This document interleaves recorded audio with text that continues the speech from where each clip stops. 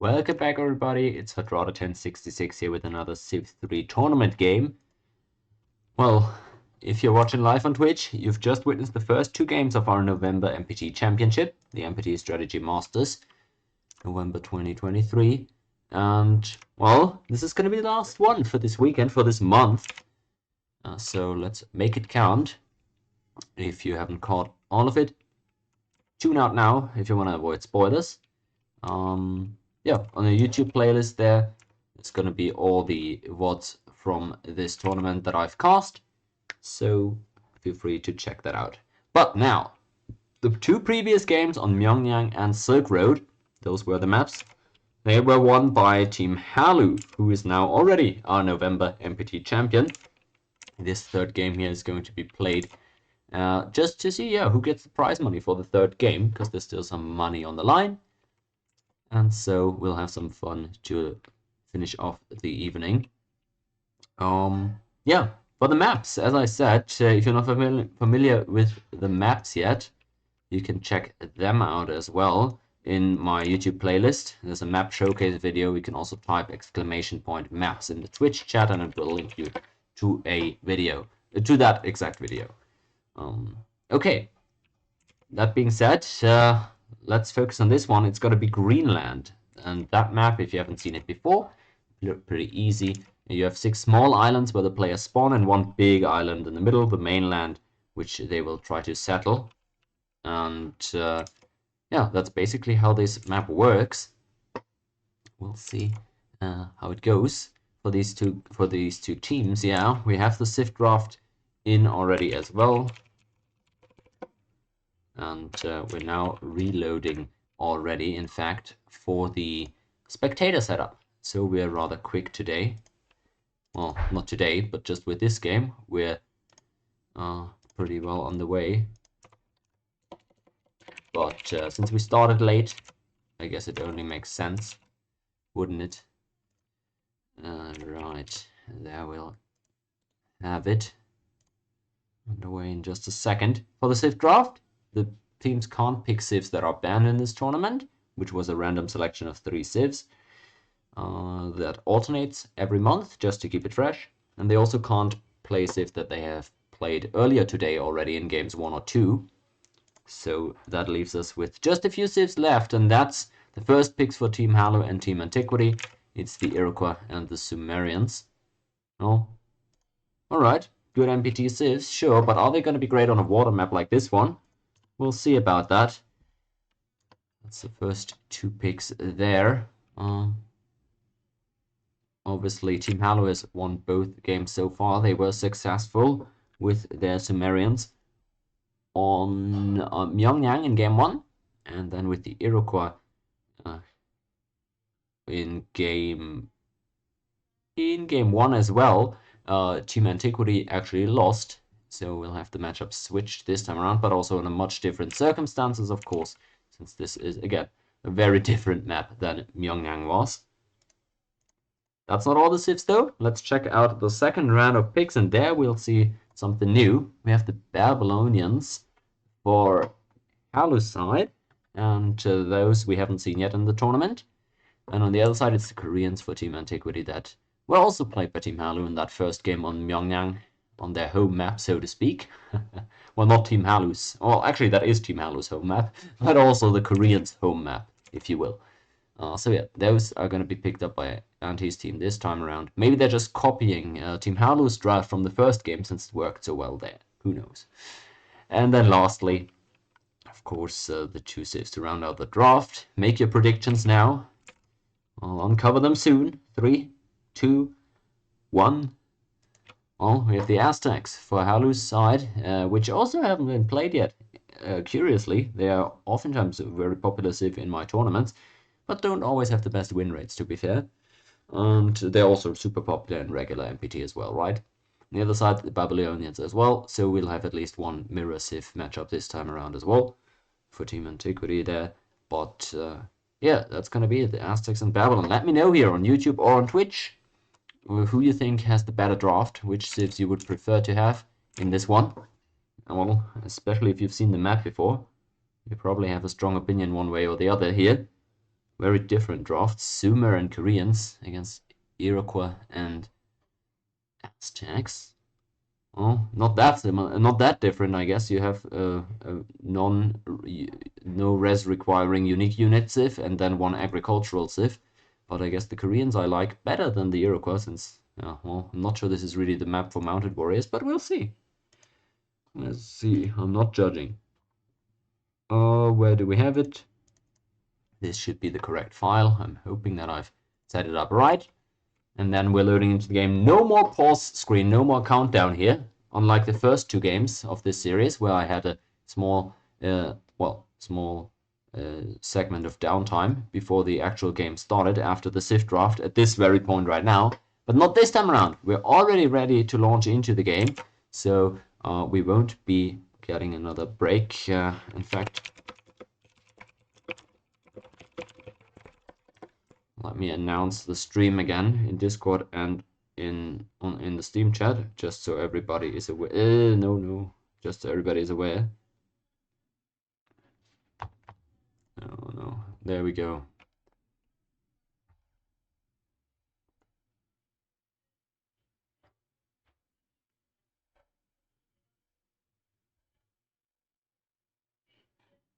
Well, this is quite likely the last tournament game of the year, depending on how the Christmas holidays and whatnot will affect my planning and everybody else's, of course. But yeah, we're just now launching in, so the possibly last tourney game of the year here for CIV3 is going to commence with Team Halu taking on Team Antiquity for the last bit of prize money in 2023, where while Halu already has defended his title successfully, we'll now get to see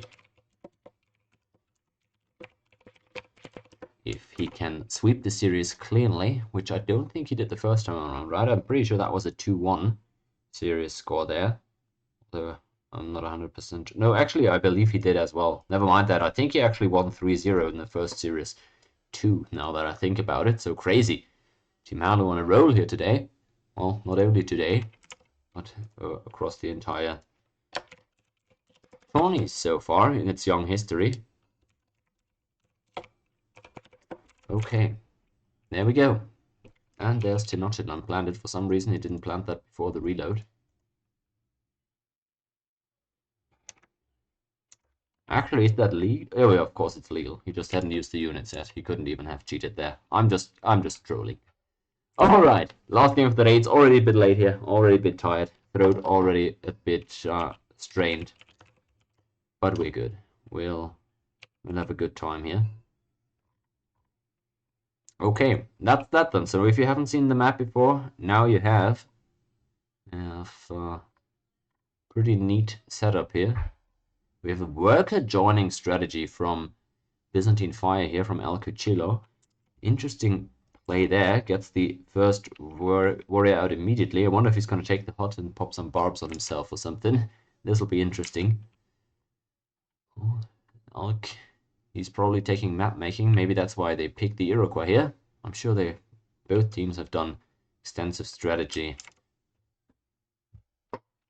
theory crafting and whatnot. Yeah, that's another warrior. He's getting warrior 1 per turn here out of Tenochtitlan. That's not bad, but I mean, maybe that's the plan. Maybe we get like a super rush from the Aztecs and then Iroquois they rush out for map making, and that way they'll have a rush that can't be defended.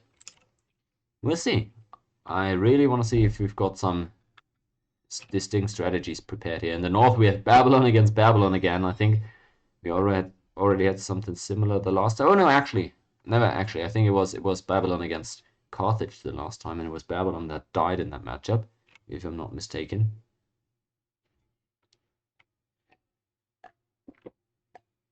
Maybe it actually was Babylon against the Byzantines. That seems more likely. Either way, that's a new game here. And Cimmeria out with the Kura first there from Anti. He's done his homework, I'm sure, so he'll have a functioning build. Alk also with a Kura out of Salamanca though, but he's in the middle, so his Kura will take quite some time until it gets to the enemy or to teammates, because the map is pretty big here after all, isn't it?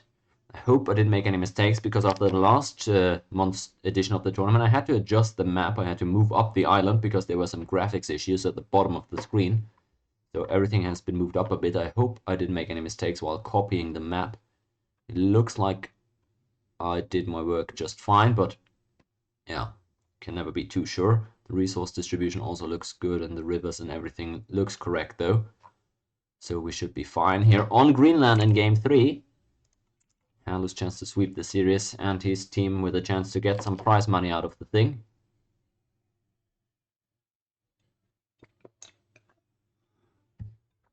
Well, well.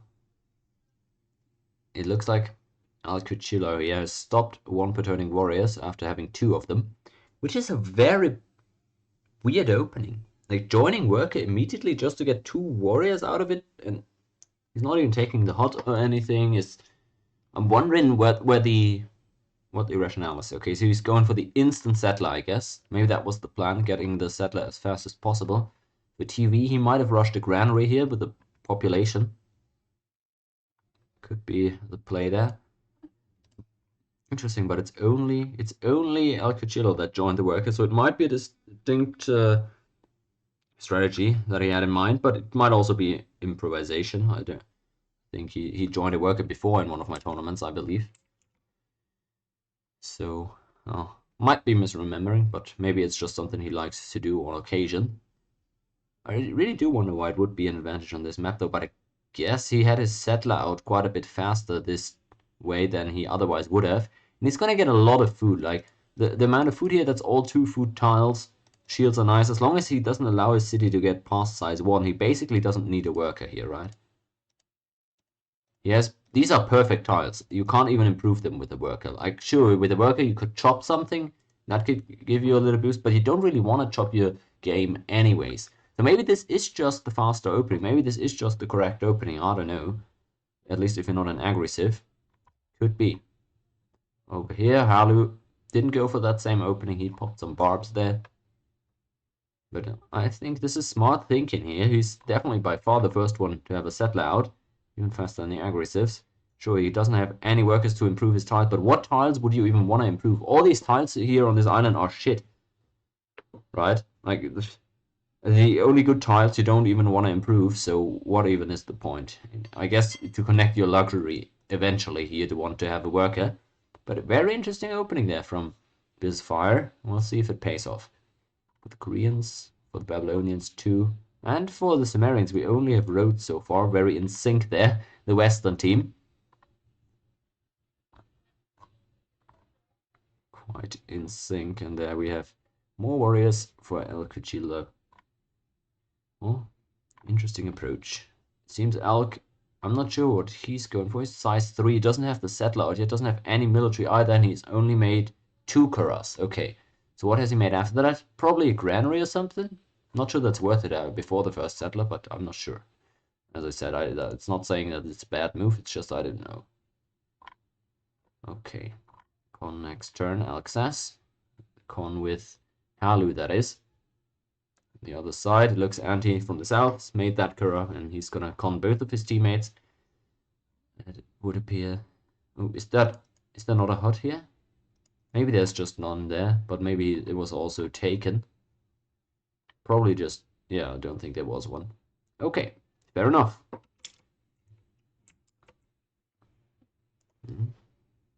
Game well on the way, and you can already see a score lead there for the Aztecs, of course, having that land area first. Not sure how that population will recover, and how the worker moves might come to bite him. But honestly, I like the difference in approach. It's creative. It might be objectively correct. We'll see how the score situation develops, especially. That's what I'm curious about. It's con with Halu for Elk, and con with Cuchillo, of course, also already established. So here we are. Twisted venue on the Koreans, I believe. Again, I believe he pop rushed a granary there or something. And then...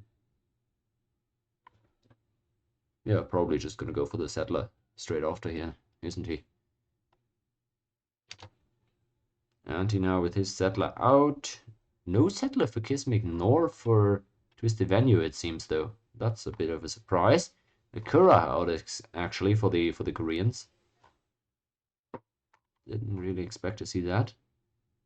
And very plentiful are the warriors for the Aztecs. Turn 20-ish in theory is when he's expecting the landing. Okay. Interesting. Well, there's a lot of warriors here, so maybe his plan is just to completely picket the land first and then go from there. Okay. Keep an eye on how that'll develop. That's the settler for Kismek. And yeah, maybe we have the Koreans not going for a settler because they want to also get to philosophy as fast as possible. It could be. They eroded this tile, which actually doesn't give them any extra gold. But I guess none of the roads would have given them any.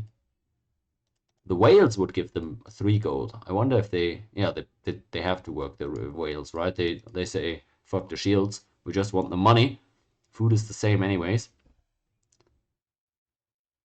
Let's see whose micro is better, who's working the whales and whatnot. Because the roads don't matter for the gold income.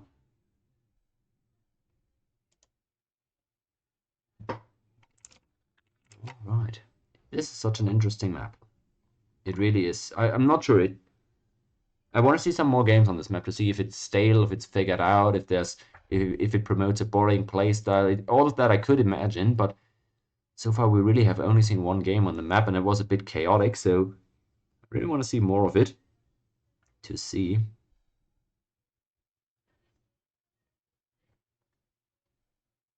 Oh, wheel already. Interesting.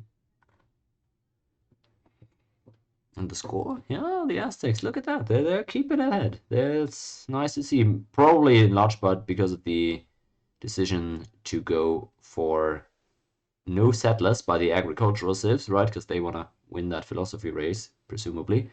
There's the settler, finally, for the Koreans. Wonder if that's going to set them back at all. Pyongyang comes out. Okay. And the Aztecs almost fully picketed already. They've come to play.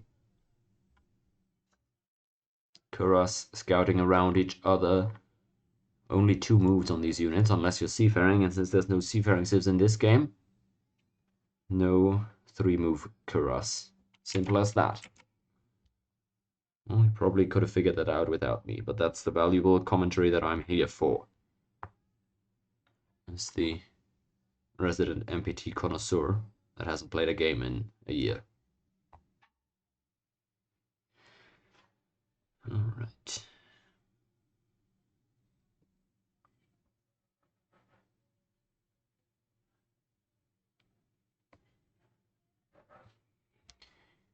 Well, it's an interesting approach for sure. Aztecs are already fully picketed, presuming they're going to make a settler soon and settle one of these tiles, which seems to be the case. They are already safe in that regard. It's a city for the Koreans, and that's a settler out for Elk as well. I wonder if anybody messed their timing up there for philosophy while trying to angle for that settler.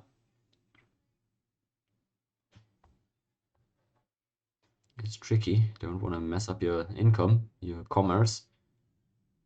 But also a difference of approach here. Right, you have Niagara Falls on the river for the Iroquois, but you have the Korean city off of the river to be able to maximize the area that he's going to be able to plant. Small details, but could make a difference in the end. Do I actually have all the spies? No, I don't have one in Korea, actually. Trying to get that one now, in case we might need it. Okay. Oh, we actually had anti going for philosophy. That makes sense. I think Korea doesn't even have good text to try and go for it anyways. But yeah, anti seemingly went for it. Didn't pay off. I wonder if a super early second city is good in the long run for the philosophy race, or if it's better to just stack population in Salamanca. I don't really think it could be better to plant a second city, honestly. I don't think the income could be higher in the long run. Like what, you get one more tile from the city center, I believe. One more commerce. Oh, it's hard to tell. I think you get like 3 commas from the city center. You get 2 from the citizen work in a regular type, but then there's potential corruption as well. So I don't know. Honestly, I think... No, I don't know. I think planting a second city is not usually beneficial for trying to get to a faster attack. Why are you so bullish on Kia losing? That's a bit rude, isn't it? That's really interesting. I mean, it's fine. You can cheer for whoever you like or don't like. That's...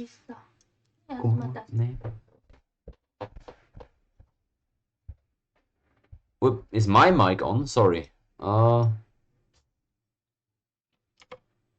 Testing. Is it still on?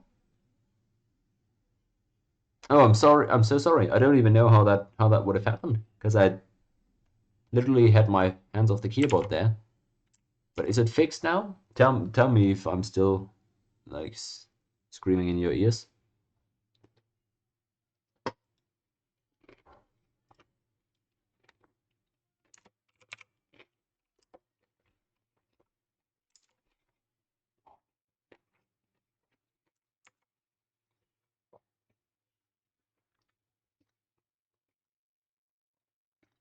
Well, that happens, I suppose. I'm not sure that has ever happened actually during a tournament cast.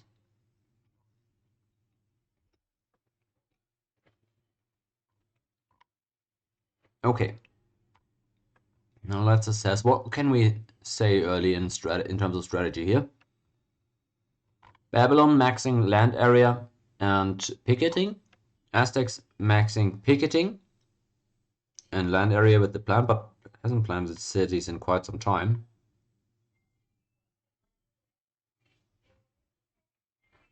Okay.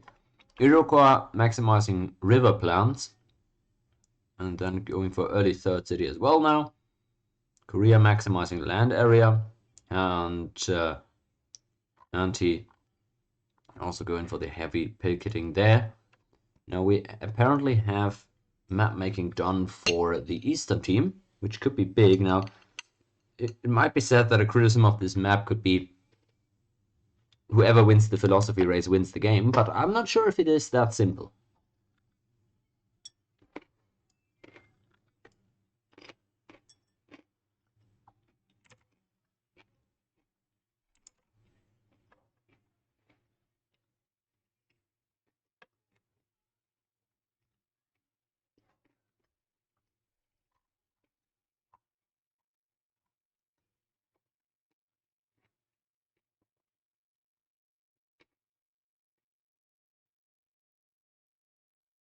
Okay, well, score overall, the only outlier here, I guess, would be the Aztecs. Surprisingly high, with the interesting opening. Pretty much same score for Korea and Iroquois, with the very similar approaches. So far, no difference there in terms of score. Babylonians virtually even as well.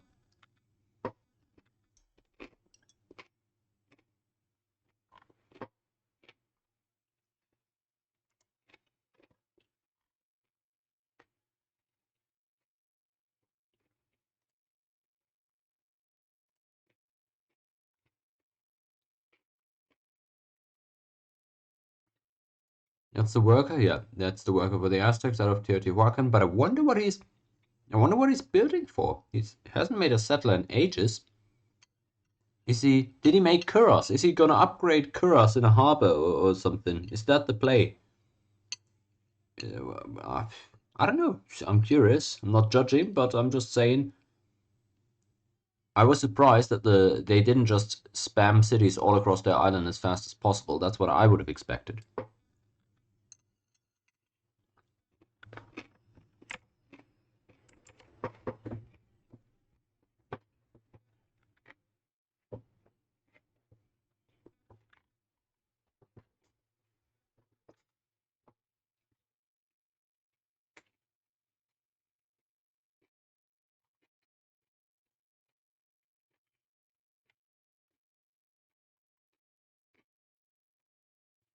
Okay, Korea definitely getting a lot of city plans out.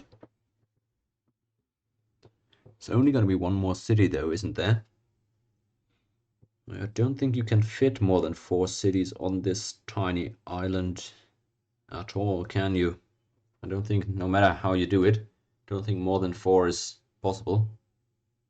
1, 2, 3, 4. No, even not. Nah, I don't think so. So, yeah, prioritizing space isn't that important, probably in the end, since the overall number of cities won't change.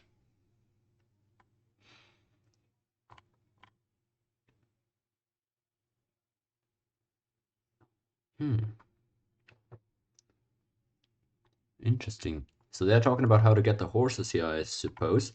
So much easier though for Korea to get into the Golden Age than it is for the Iroquois who have to get the horses. So you need 2 cities with a harbor in order to get those horses, which is already quite tough. And then you need to make the mounted warrior and win against somebody, so you need to transport a unit somewhere. It's a big hassle, as opposed to the Koreans who just need a teammate to sail a Kura there and shoot it 3 times.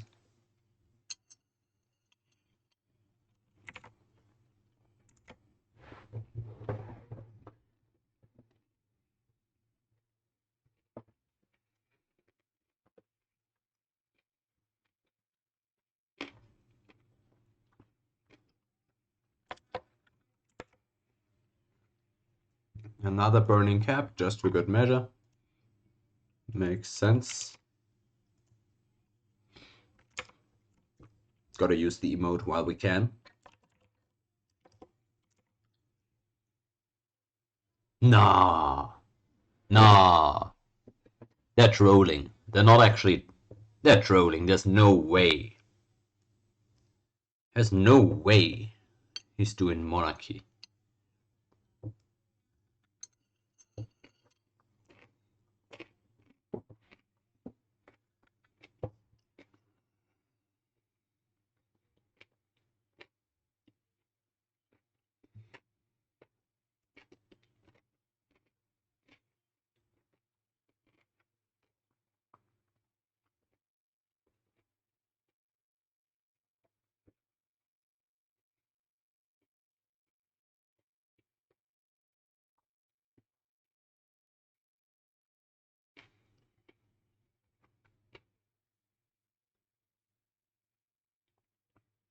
He's really doing... I wonder what you... I guess you get a lot of gold on a map like this if you work all of these coastal and whale tiles. So the gold from monarchy alone could be massive.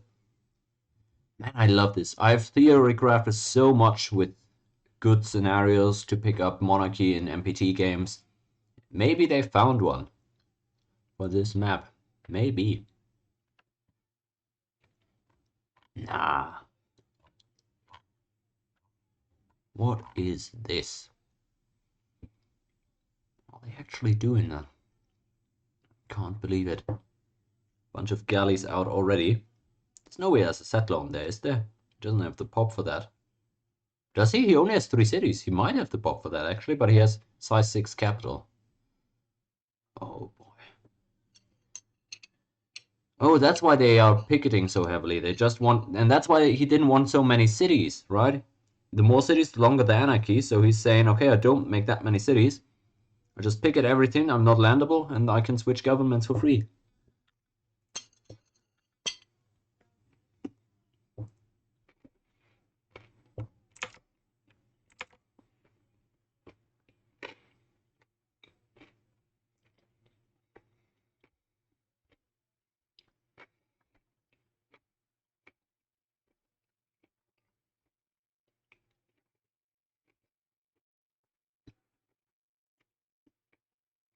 Turn 26. He said 20 turns in is when you expect the first galley if you lose philosophy. So it was a really good calculation by him. Very well done. He knows his stuff, it would appear. Not too bad. Look at him go. And he's probably in anarchy right now.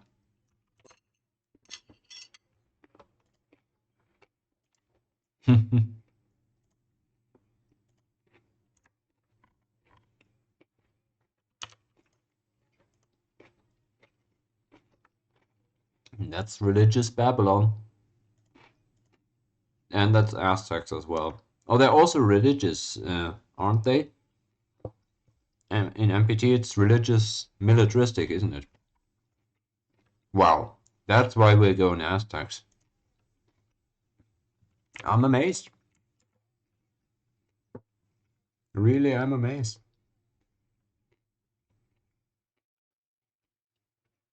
Now let's see if they can get something out of this. Quite a decent chance that their game plan stops here, and they're just gonna wing it from here on out. But even so, I mean, shit, look at this. I mean, the score is not great at this point. I think probably you lose some score for going into Anarchy this early. And then the Iroquois here not having a fourth city yet, that pulls down the score quite a bit, but we'll see if Monarchy can do something to make up for all of that. Are they gonna plant here? Is Elk gonna just take? No, he's going on the hill. Nah, but no. He can't go on the hill. He needs a coastal city. He needs a coastal city, so he's got to plant there and chop the forest for a harbor or something. But then the horses is not even in his city radius, so he has to colony them or something. So it's really awkward.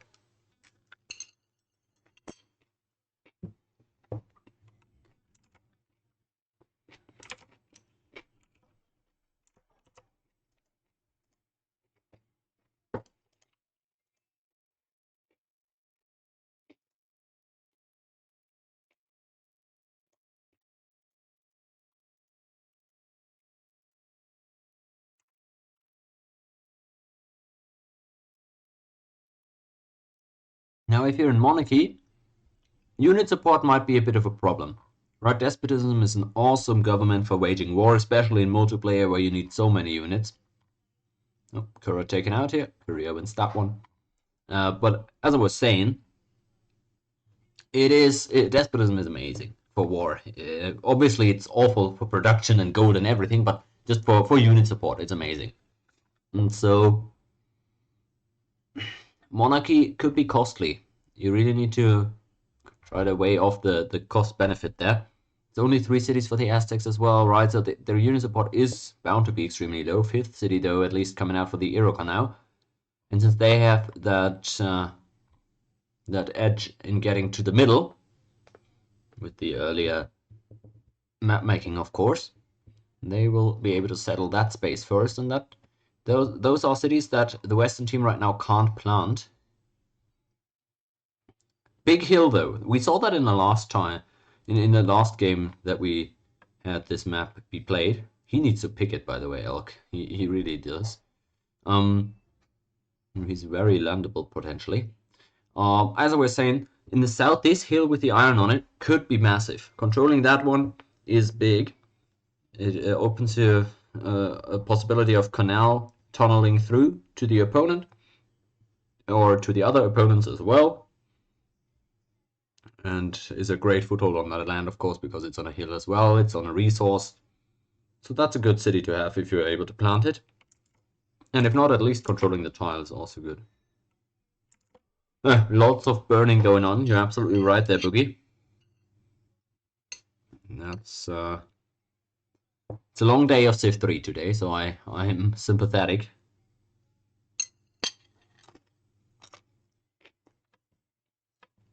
Yeah, we got literature from a hut.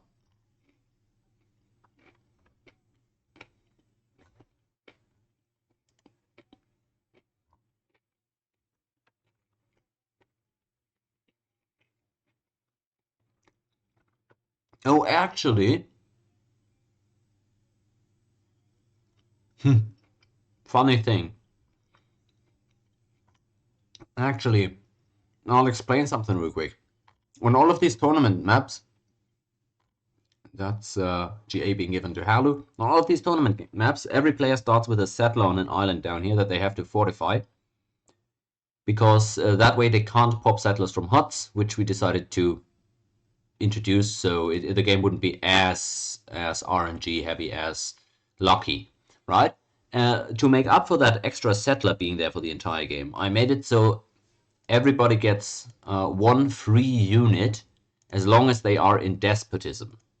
So since people are switching to monarchy now, they actually have to pay for that one settler that they have down here, the mandatory settler, because they've switched into monarchy. Funnily enough, I'm pretty sure I only changed it for despotism because I thought that would cover 99.9% of the cases, and I got lazy, I suppose. And maybe I did it for the other guys as well, but I'm pretty sure only in despotism do you actually get reimbursed for the one settler that you have down here for the entire game. Well, you're welcome, guys. That's a very useful thing to know, I'm sure, for the players after the fact.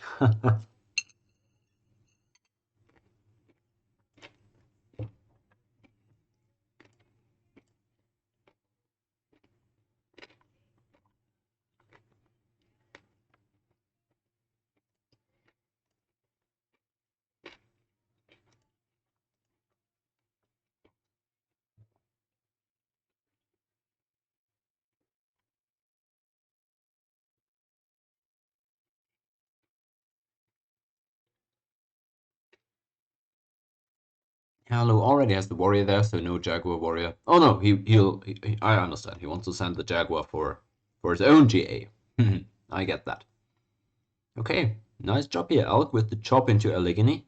That'll give him the shields. In case you didn't know, even if you don't have the border expand, you still get the shields into the city as long as the forest chopping is within your next within your next border expanse area.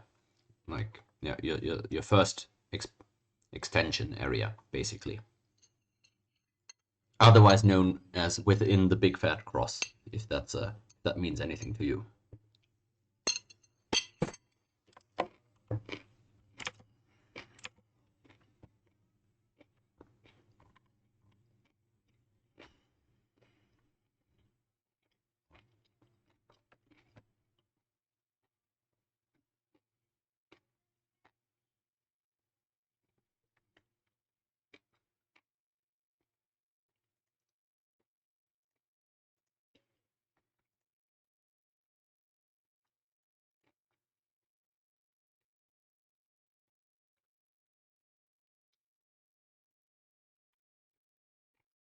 Okay. Well, we still have a bunch of Kuras around the map, but the Eastern team has mostly upgraded to galleys. Well, I'm not sure they actually physically upgraded, but they've produced a few. So they're profiting from that now. Allegheny there, the horses will be hooked. I guess this forest doesn't even need to be chopped. He can work that forest actually, and it's probably not even corrupted, both of these shields at least. So nice, he's gonna be able to colony those horses, and he'll have the harbor up very soon, I imagine. Now, Kuras are really good still. Like, of course, galleys are galleys. They transport stuff. They're amazing, but Kuras are way cheaper. So if you're actually able to still create some Kuras, then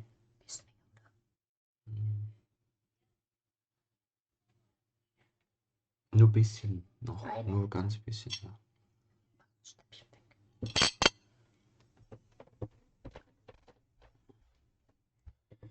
All right. Well, there's the colony. And actually, the harbor is ready. That same turn, so beautifully done by Elk, man. I always thought Elk was like I don't know, like a bot. I don't know. I don't mean this disrespectful at all. I'm just saying, well, it's kind of disrespectful, but I'm not meaning to blame him. I'm just saying, I always thought he was kind of simple-minded, like myself, but yeah, I thought he never gave too much of a fuck about the small details of the game, the min-maxing, the whatever. I thought he just smashed his units into other units and stuff. But no, he's actually played some intelligent games today. So maybe it's just the language barrier, honestly, that makes you underestimate people's intellect or whatever. But no, can't complain.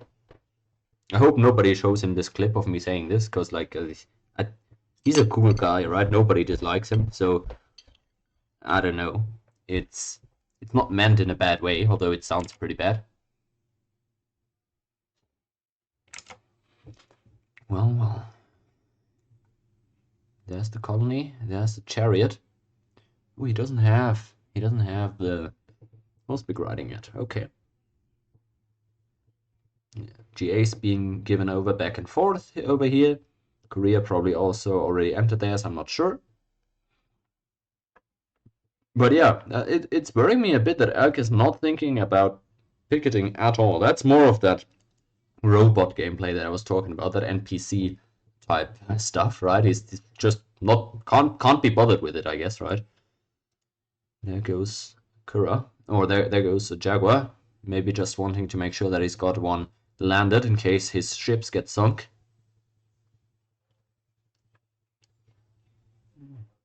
Teotihuacan disordering? Yeah, I don't know. Monarchy, I don't. How much military police does Monarchy have? Is it only one? It's 3. Okay, that's great. That's great for MPT, actually. Having the 3 military police isn't bad. I thought it's 1, 2, or 3, but 3 is great. Not too bad. Still, though, the disorder there. Shame. Iroquois declaring war on the Aztecs. Where was that GA? Huh? He couldn't have attacked that one. I didn't see an Iroquois unit there. Maybe I was just blind though, and I misjudged the barb for an Iroquois guy. It must have been. Otherwise, no reason really for him to unload that Jaguar there. So that's almost everybody in GA at this point. I feel. I'm not sure. I haven't kept track here especially close, but it would appear as such.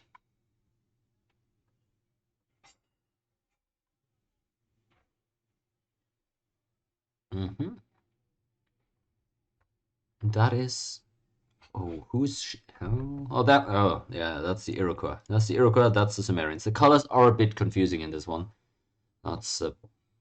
Yeah, mainly just between the Iroquois and the Sumerians. And maybe the Koreans as well. I don't know how well everybody sees colors.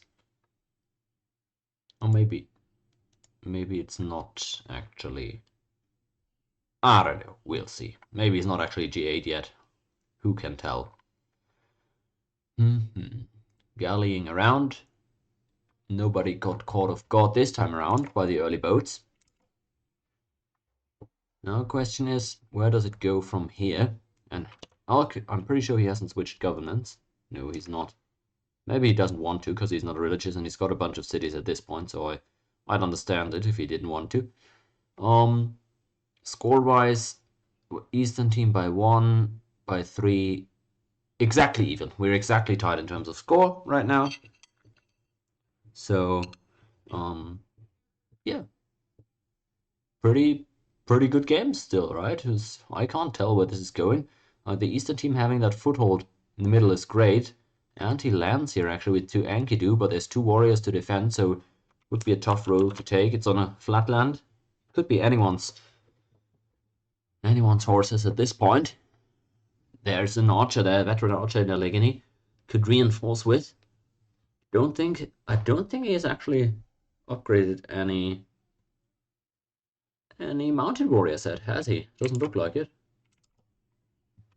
We can just check, I suppose. No, he's not.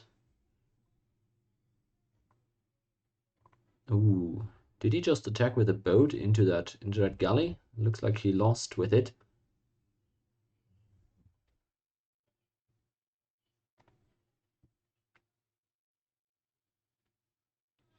Okay, and that's way more galleys coming out all the time here from Byzantine Fire. Here's Monarchy build, man, it's popping off. It's very well picketed. That Jaguar warrior there is pretty useless. Just put it in a boat when you can. Not sure it's ever gonna serve a purpose where it is right now. Maybe for military police or something. Who knows? Okay, turn draws to a close. And he actually doesn't end up hitting the horses here. Somebody lost the ship. It might have just been barbs though. Always difficult to tell. And that's the landing from Halu. Looks like he's going to plant here, which is an interesting spot. I wonder why. I wonder why. There he goes, Kismig. Able to take out one of the Iroquois boats. And also just having a ship here is nice because you can intercept the waterways between Cap and Colony. In case something comes through, right? Lots of Kuros for the Koreans still. As I said, those are cheap. So if you're trying to fight for water and you don't have any Dromons, right? If you're not the Byzantines, then Kuros are the best thing you can make. Still, the mobility from galleys can't be underestimated. But if you actually have an established front line, you'd much rather just have a bunch of Kuros, right? He's asking for mathematics, perhaps against the Enkidu he's afraid of.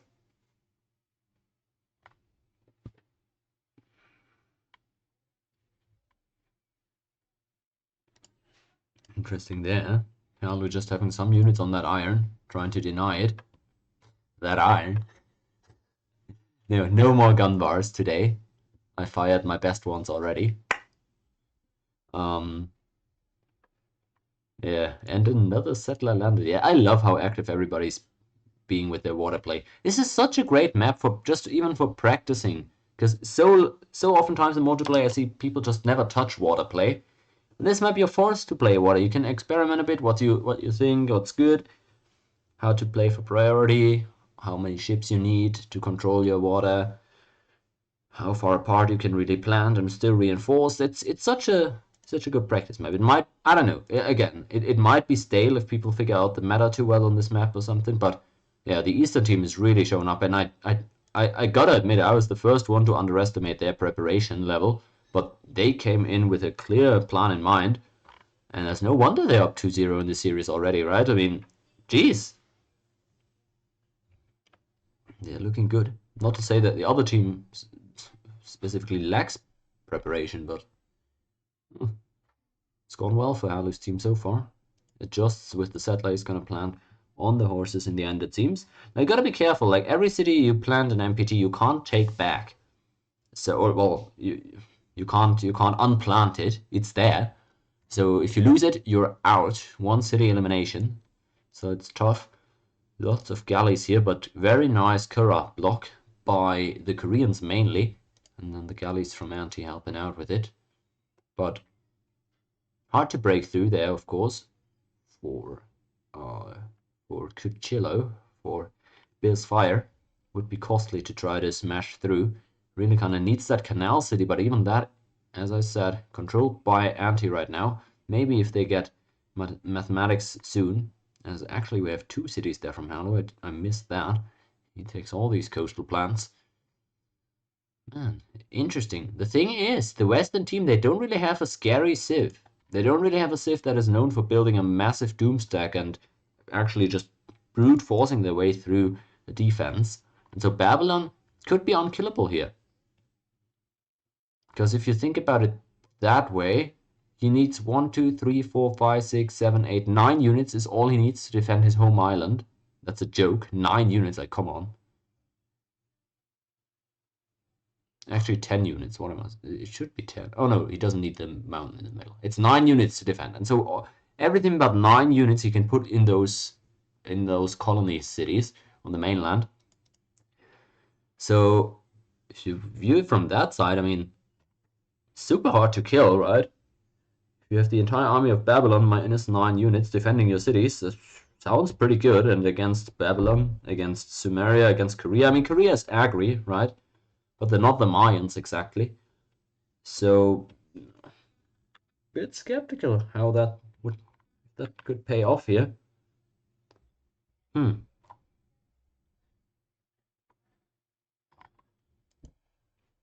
Yeah, I'm a bit skeptical how you kill these Babylonians, and with all these cities already being on that mainland, I expect the Eastern team to creep ahead and score, and they're actually quite ahead already.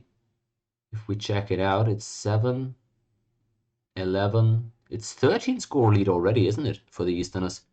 Think about, like, 10 turns ago I said the score was exactly even. Now we've got a difference of what, 10 or what I just said. Really nice, and they're gonna keep scaling with their government choices, aren't they?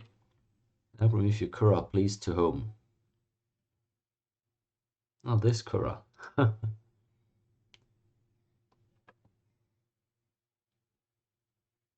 Looks like maybe Fire's plan is just to stack galleys here for defensive purposes. Ooh, a lot of those are actually low on HP. I would love for the Koreans to load like a stack of Hwachas here and fire at these ships. That would be amazing. I'd love to see like, I don't know, 12 Hwachas here. Just tear apart these ships' arses. Hey, what a beautiful... Like, I keep saying this. People keep complaining about in tournaments having to play civs with a color that they're not used to, that civ being. But honestly, like, how beautiful is that light blue Mounted Warrior? The purple one looks okay. I guess it's kind of iconic, right? The classic purple Iroquois. But just aesthetically, I mean, this light blue one I think is way, way prettier. I mean, it suits the horse's skin tone or whatever way, way better, I feel. Oh, I love this. The aesthetics. Everybody else kind of having their usual colors here. Nothing too out of the ordinary except for those Iroquois. Iroquois.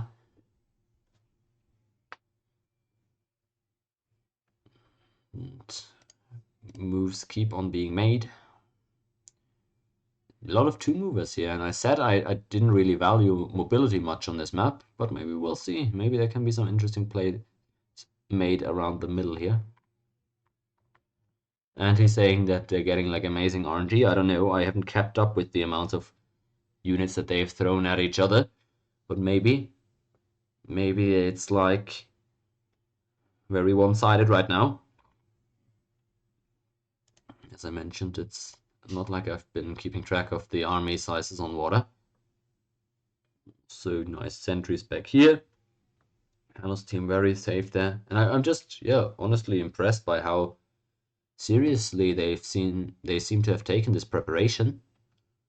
And how well their strategy is working, quite frankly.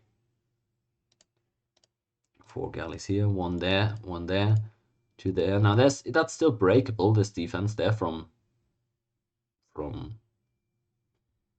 Biz. But it's not like his team have a lot of ships left to break that with. Bunch of archers here on the land for TV. I guess he's preparing for his own city there, but right now he just has army there. Still Halu blocking that Iron Mountain. Maybe Kismet gonna brute force that at some point, but could also be that they're waiting for some catapults. Good galleys there. It's not Dromons. They don't have that bombard. The galleys keep on moving around there. It's not that terrible, right? You just need 9 units to defend at home. It's not like you're scared of getting boated, but if you lose the front line, then everything is boatable. Although, to be fair, the backline access is also really there. That's a real threat for the Western team at this point. And they'll have to get into the middle, which they're trying to do now. Spearman there for Korea. Assume the settler is in the boat as well or something. Maybe he's holding it for some reason. No res hooked yet for them. Contrast that with the Eastern team, who already have the harbor on the Iron and on the Horse. They've got those res. Everybody with the harbors ready. That's so beautiful, guys. They're actually playing the map.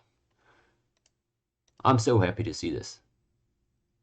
I gotta say, I was a bit worried about this game. Like, I was tired. I gotta get up super early tomorrow and everything. I gotta finish packing my stuff and whatnot.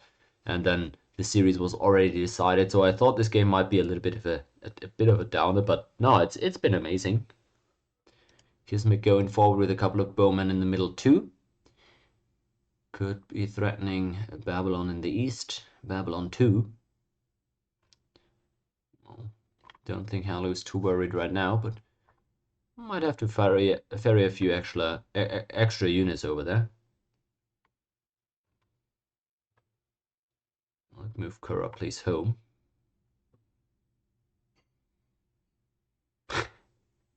Bizfire still wanting to cover this area, still wanting Elk to move out of the way. But I don't think Elk... Well, I'm not sure what's going on with Elk. Either he's not listening or not reading the chat, or he doesn't understand, or he doesn't care. It's Elk.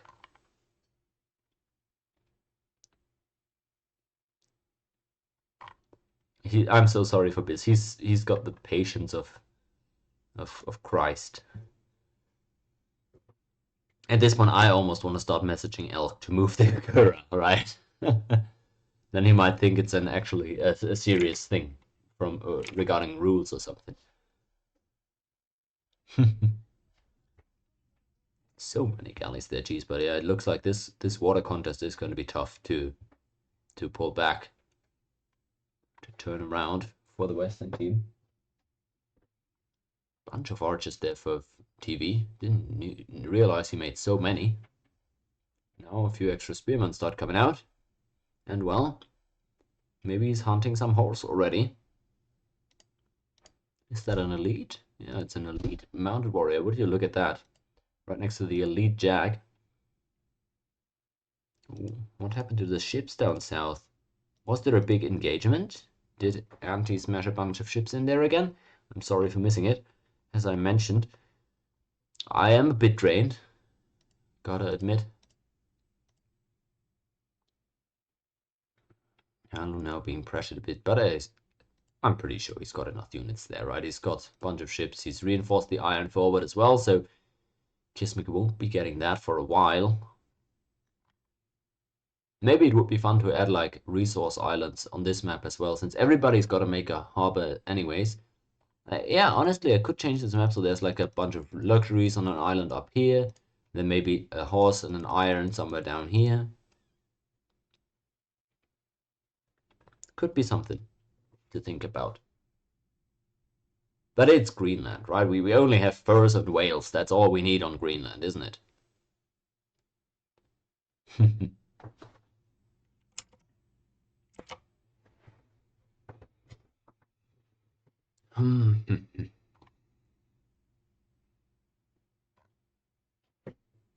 Let's check the ship count. Kismik, 4 galleys, 1 Kura. Korea, 3 galleys, 1 Kura. Wow, all of the Kuras were taken out. Anti, 5 galleys. Halu, 7 galleys. Elk, 2 galleys, 1 Kura. Aztecs, 19 galleys! It's his most produced unit. Get the fuck out. 19 galleys.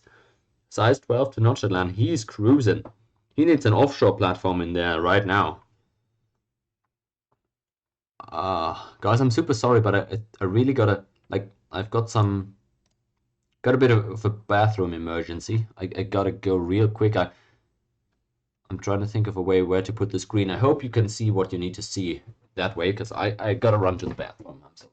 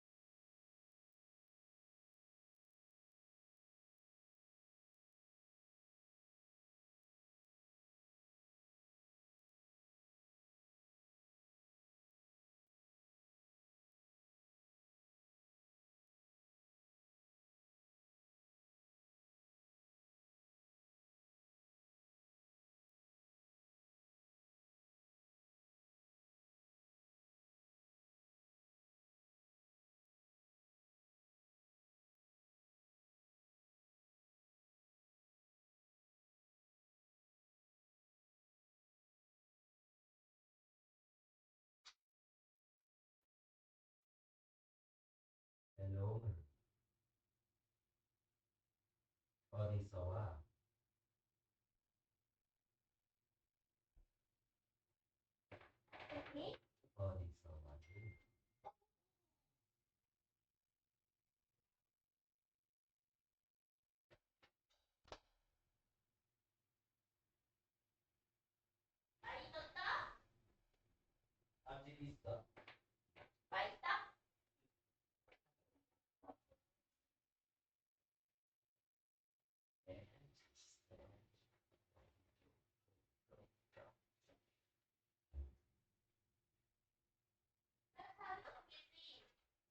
Aber das ganze Video auf YouTube ist länger. Okay, I'm back. Hopefully I didn't miss anything major. Guys, what the hell, man? My dinner here, yeah, I'm glad I got that dinner in, but man, that was a rough one to flush out. Okay, okay, now back to back to the game. This is a crazy one. This is an absolutely crazy game. We have monarchy.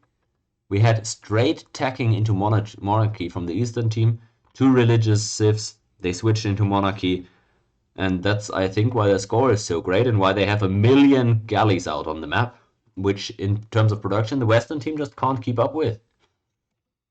Interesting strategy. We now see inland plans here onto the hill from Kismek, trying to get some extra score that way. Still no city on the land for the Koreans. Like, how much army do you need there before you want to plant a city? Jeez.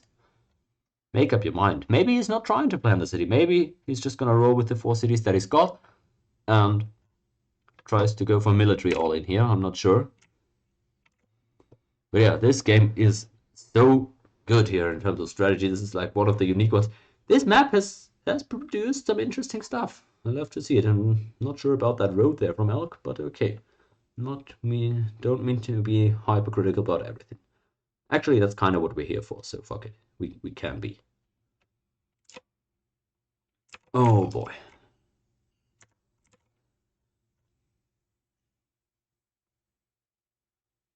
Okay, well, who's gonna stop that Aztecs fleet? Now, Navy isn't too important here from the mid-game onward in terms of landing, right? Everybody is expected to be fully picketed. Everybody is expected to be fully picketed, which isn't always the case, but especially Elk, he's the only one left in despotism on his team. Why isn't he spamming out units? He has the unit support. He could be spamming units to picket himself, but sure. Point being, Navy isn't as huge anymore after everything's picketed, so yeah, you lose water control. It's unfortunate and whatnot, but if you think that you're gonna have to settle the mainland at some point if you want to remain competitive in score, then having a navy there is pretty annoying, right? If they sever your connection to your homeland, it's kind of, if you don't have water control at all, like if you're fully pushed off of the water and you have a city on the mainland and on your island, it's kind of like getting your road cut in normal MPT, isn't it?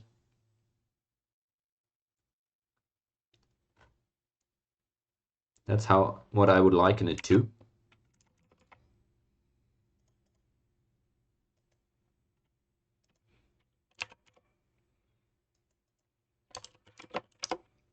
Okay, well, let's see what the plan is going to be from the Western team, because they're not going to be able to keep up in score. As we already see, they're quite far behind already, which is amazing to me. And that's 20 turns left to go. I was trying to see what turn we were at right now, and we're already 52 turns in. So only 20 left to go. Honestly, this looks like another game that seems barely winnable at all for the Western team. Yeah. Team Hanalu on the verge of completing the sweep here. 3 players for 3 games. They just powered through it alongside me for the last 6 hours. And are they gonna get that back to back to back 3 straight wins? It looks plausible. I mean, the score isn't catch-upable, so to say. Whoa, what is this? That score gap, it's massive. It's 21 plus 11, that's 32, plus 6, that's 38 score gap. Get the fuck out, man. Yeah, you need to kill pretty damn soon if you're the Western team, and honestly, like, who are you going to kill? Elk, I suppose, but he doesn't have a ton of cities that you can really hit. I mean, he technically does, but not to your knowledge. So what's the angle, right? You've landed a bunch of units on mainland. I like it. And he's basically out of the game at this point. He can't even get to the mainland anymore, really. Let's see. Yeah, he's got one. No, he just can't get through at all. Maybe that's a flaw of this map, right? You're able to completely take out an enemy by just surrounding their island. But that is a lot of galleys, though. I gotta admit. Like, that's not easy. the mountain here. Look at this 3 shield tile. An MPT just because he can. What? What a stack of mounted. Man. Eastern team. Damn. Impressive.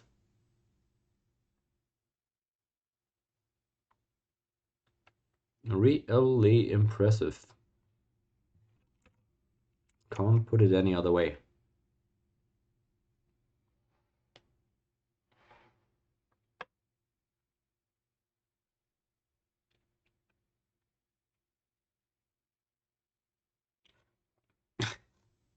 I wonder why this tile is so important for him. I guess it shortens the way around the island by a lot. But does he need that? Oh, he's not talking about the Kura still.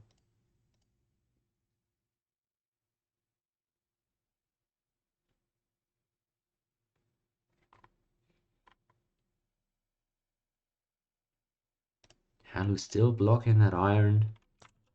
That iron. At least Nampo was finally planted, so you know that iron could be hooked if they needed it. But they don't even have any harbors yet on any of the cities. Like they let go of the hope of getting any resources this game a long time ago, it seems. So how are you gonna kill without any horses or swordsmen, without any aggressive unique units? Do we have like a bunch of huachas or something? He does none? How did he get Golden Age? Did he lose it somehow? I don't know what's going on anymore, guys. It's getting too late for me. I can't wrap my head around this.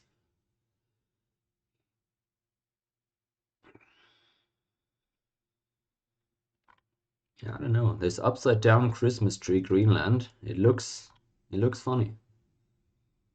It looks funny. Especially if you're in the Eastern team right now. Look at the border expanse as well. They're maximizing this lead so well. All the border expanse on the mainland or on the home island for Biz. Yeah, they're in total control here. 23, 12, 35. 41 is the score lead at this point. Get the hell out. 41? Nah. There we go. They even have full vision here in the middle, so they're able to sneak through with some mounted here. Unbeknownst to Kismic. Might get surprised there soon, who knows?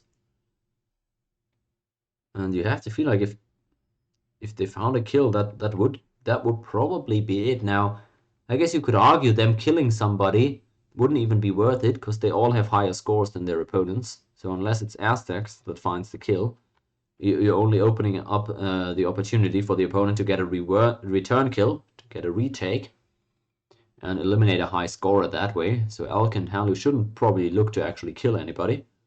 But they might as well. I mean, that total domination here.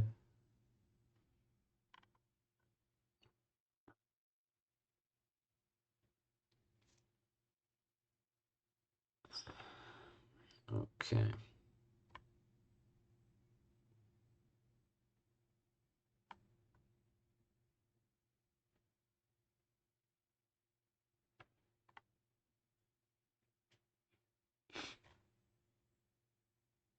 I mean, Anti can't do anything anymore at this point. He's just like he's now stacking chips to once again try to smash through, I suppose.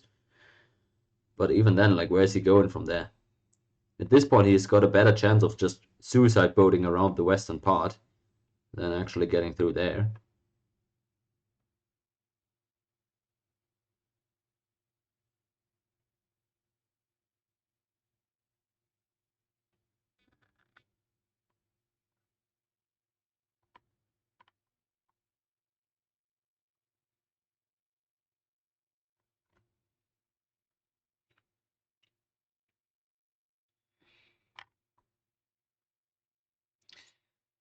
Okay, well, Halu's also roading up here.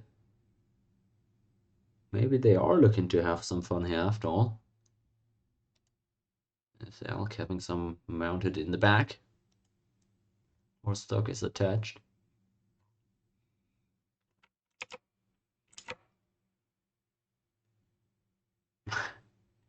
Oh, is Andy trying to land here actually? He might be.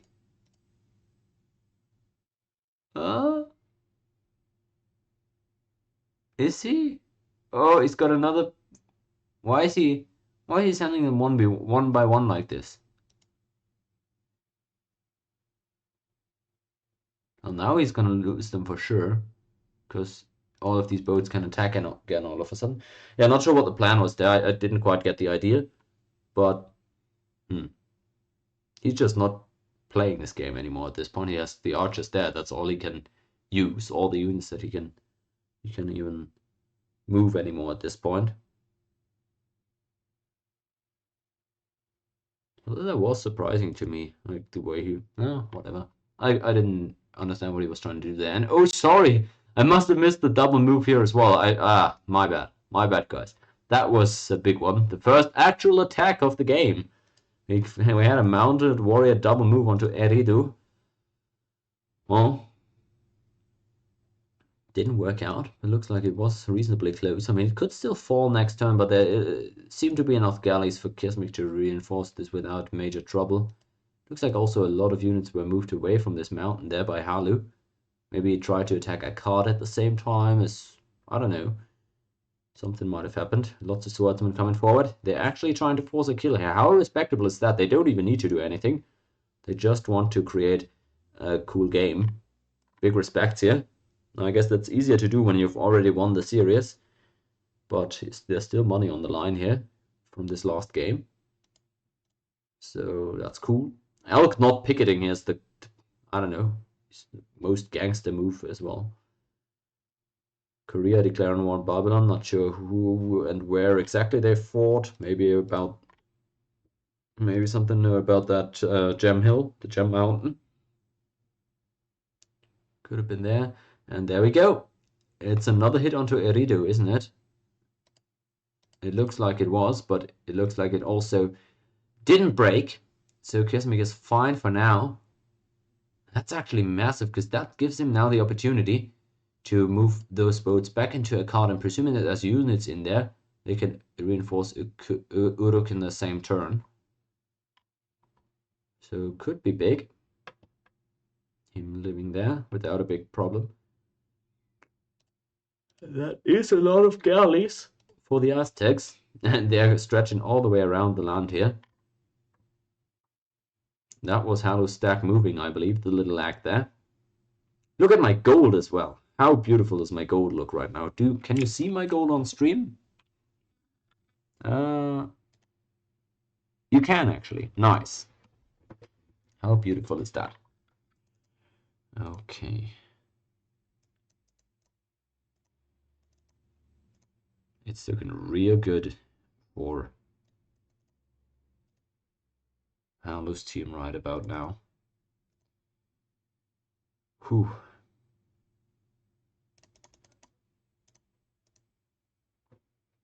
Okay, that's where we want to look. But he's never going to attack across the river into a walled city, is he? I can't really see him doing that. So maybe he's trying to get onto the hill there and go from there. I'm not sure. But that's really the only city he can realistically take. So I wonder how he's going to do it. Korea roading up here as well. Twisted Venue now knowing he's got to do something. But again, a good job by Bill's Fire. He's blocking some of these tiles here. That's quite impressive.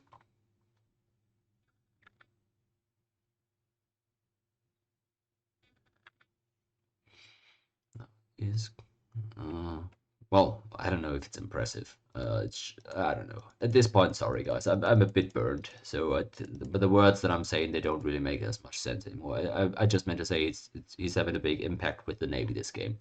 Is all I meant. Pretty annoying to have that being blocked, the entrance to Nampo.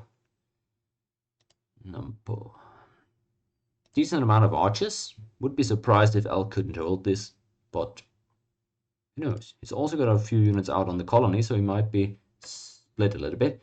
Great lighthouse next turn. That's what I love to see. I was gonna say, like, Western team might need a great lighthouse at this point to get something done. GA ended. Only now, did it? Okay. Let's see. Well, he's got that stack here. He's got moves on it, doesn't he? Yeah, he does.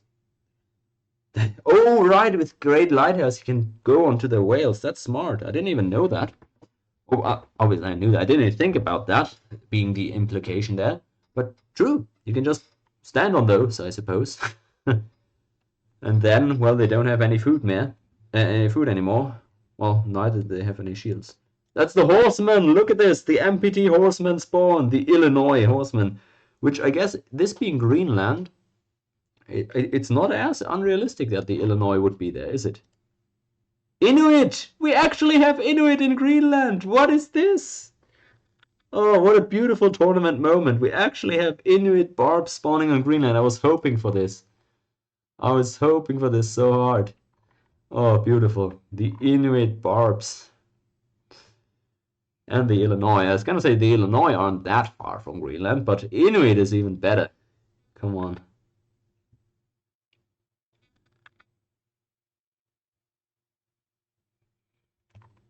Okay, let's see. What's Halu gonna do here? He's definitely just gonna go for the hill or something, right? I mean, come on. At least he's putting the pressure. I like it. But he's not just gonna smash into a city. Ooh. Score lead is absolutely insurmountable at this point, it seems. The Great Lighthouse. Oh, what a beautiful thing to witness. I wonder if he gets the Great Lighthouse, does it show here as the galleys having 4 movement points? It could, right? I'm not sure. It probably does. There it is, the Great Lighthouse. At this point, enemy team might GG. Yeah, there it is, the 4 movement points. That's beautiful.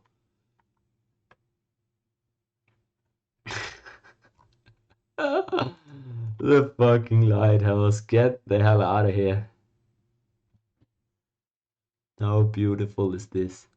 Stack twist the menu. Also her in me city. Okay.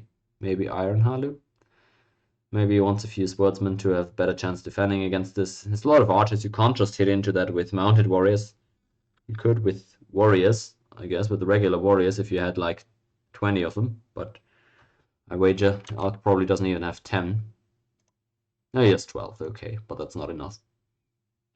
How to just stop moving that stack? That's a total waste. What a waste, yeah. And look at this, now he's actually blocking the whales. Oh, what a defeat. Mentally as well. Like he's just parking on your whales. Like the whale is swimming in the water and he's just parked the ship on top, so the whale is actually just gonna suffocate underwater. It can't breathe, right?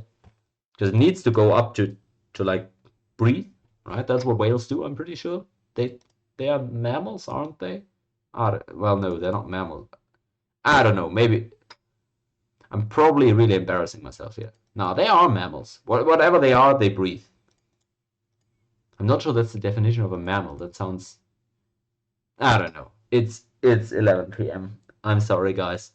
I'm sorry, but that's the content you come here for, isn't it? But they don't have eggs, right? They bear their children alive, right? I don't know. Okay. I should stop talking about whale sex. That's probably a smart choice. Okay, that's the Barb Horseman roaming the map, the Inuit and the Illinois moving all over. Now the archers are there and they're hitting a Legany. Decent chance Alec dies here, actually. Decent chance. There's a few archers there from Anti. 4 of them, actually.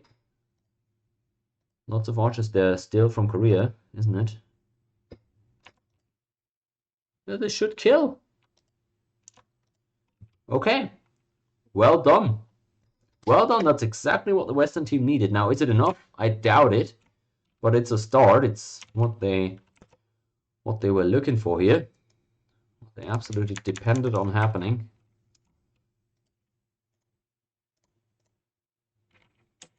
So that's the first kill of this one. Not too bad.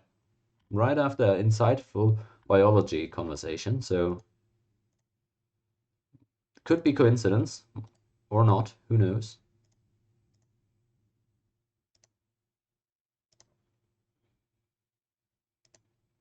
Nice.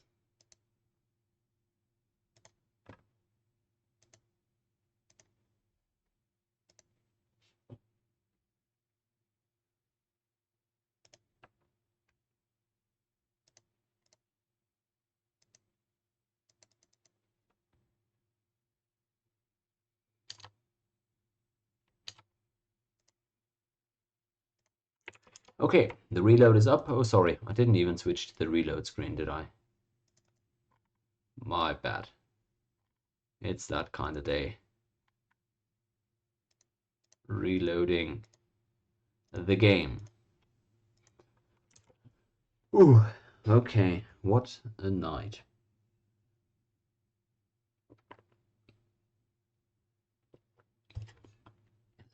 PM. Actually, quite a bit after already.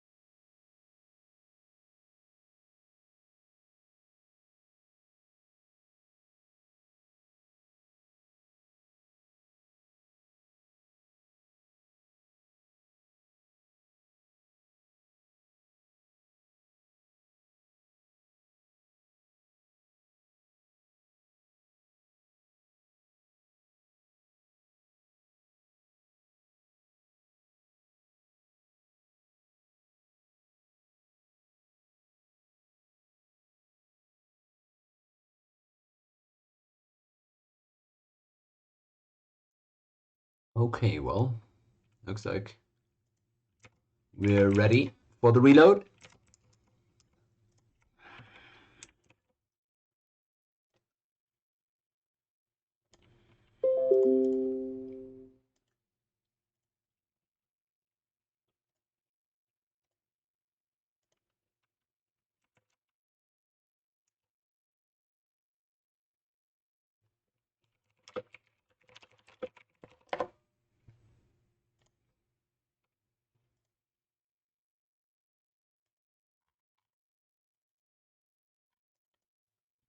Okay, seems everything is clear.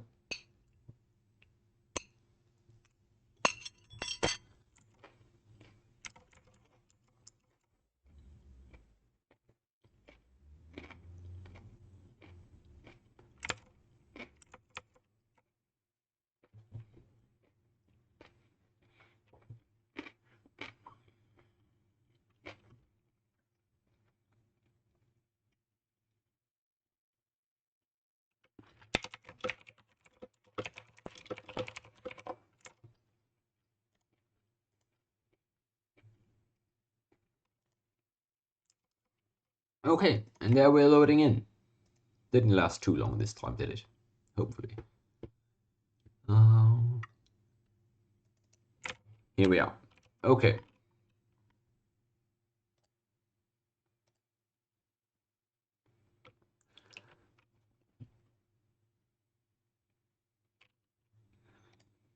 The 4 archers are correct. Why are we killing the archers? Did he kill those? He might have, honestly. I thought those 4 archers were still alive for some reason, but he might have killed those, honestly. I couldn't be sure.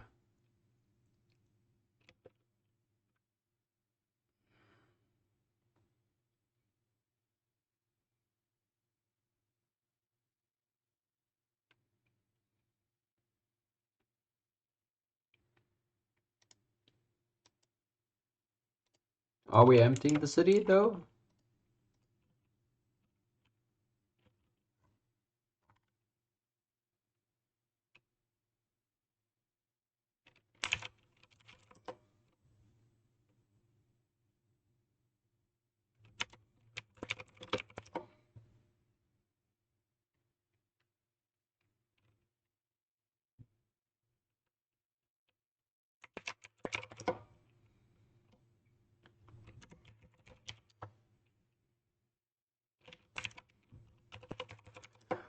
Okay, there we go.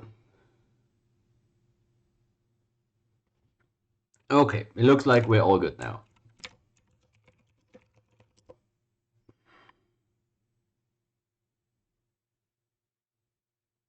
Oh yeah. Oh yeah, he actually did not hit the archers the previous time, did he? Yeah, I thought he also had 4 archers left. Wait. Mm.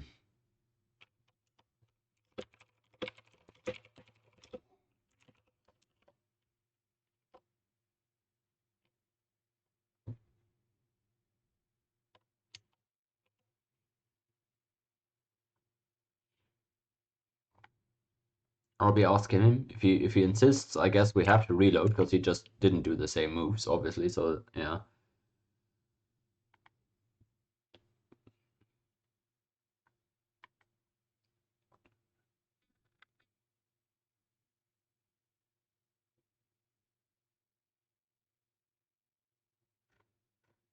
Maybe he didn't see my message because it was start of turn and maybe he had a lot of pop-ups. I'm not sure. Either way, yeah, that was the thing is it's so late already. I'm not sure the archers are significant.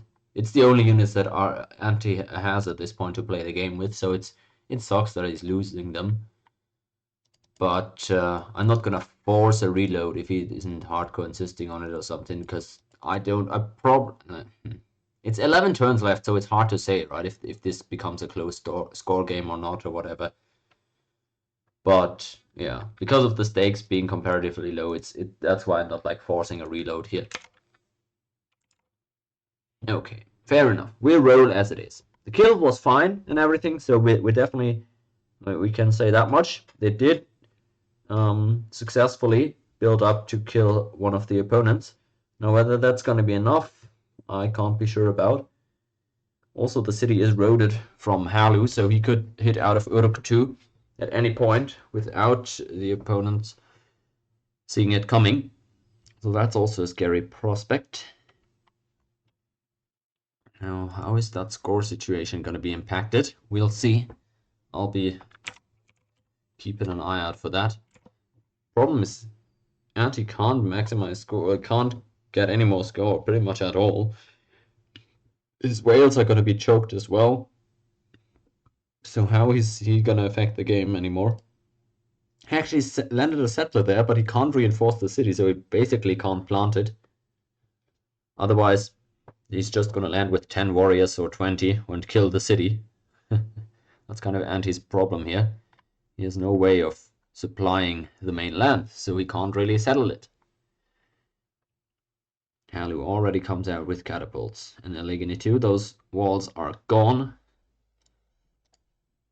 Is he actually hitting that with a few units? Why? How? Where? So many questions there. Oh, there's this. Okay, never mind. Okay. This is probably gonna be the game. Koreans also not a bad scorer on their team. They're gonna be taken out here, and Halu wouldn't have a problem in defending that city. And from that point onward, we're in a kind of the same situation that we were before the first kill. Oh, we actually killed a lot of units there. Can't lie. This looked way scarier, but there's still a lot of swordsmen in there. I didn't think this was going to be close at all. Yeah, I got the screenshot. But it didn't even crash. How? It didn't even crash. Well played to Halu, what can I say?